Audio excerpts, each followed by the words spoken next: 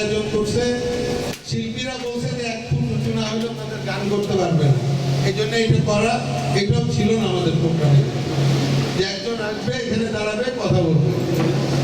সবাই আজকে প্রধান অতিথি, সবাই আজকে বিশেষ অতিথি। আমার কাজ হলো কোনো কিছু শুরু করে দেওয়া, কোনো কিছু অর্গানাইজ করে দেওয়া, বাকিটা তোমরা করবা। সব জায়গায় এটা করি, আমি স্টার্টটা করে দিই, বাকিটা সবাই পরিচালনা করে।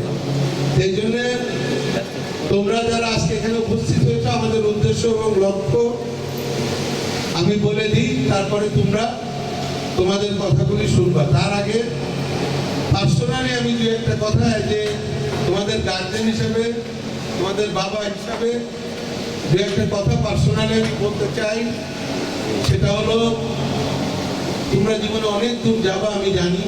আমি একদিন তোমাদের মতো ছিলাম, ভালো জায়গায় বসে চা খাওয়ার মতো পয়সা আমাদের কাছে ছিল না। আমরা একদম মধ্যবিত্ত পরিবার থেকে উঠে এসেছি, 6 ভাই বোন ছিলাম, অনেক কষ্ট করে আমরা এখানে এসেছি।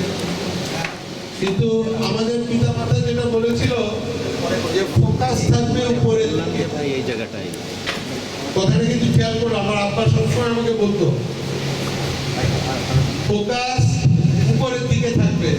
আমি যখন অনেক ছোট, বলতো যে সবসময় নজরটা তুমি বড় রাখবা, তুমি মন ছোট করবা না। যে আমার কাছে দামি ফোন নাই, আমার কাছে দামি ঘড়ি নাই, আমার কাছে দামি পোশাক নাই, কিন্তু আমার যা আছে অন্য কারো নাই।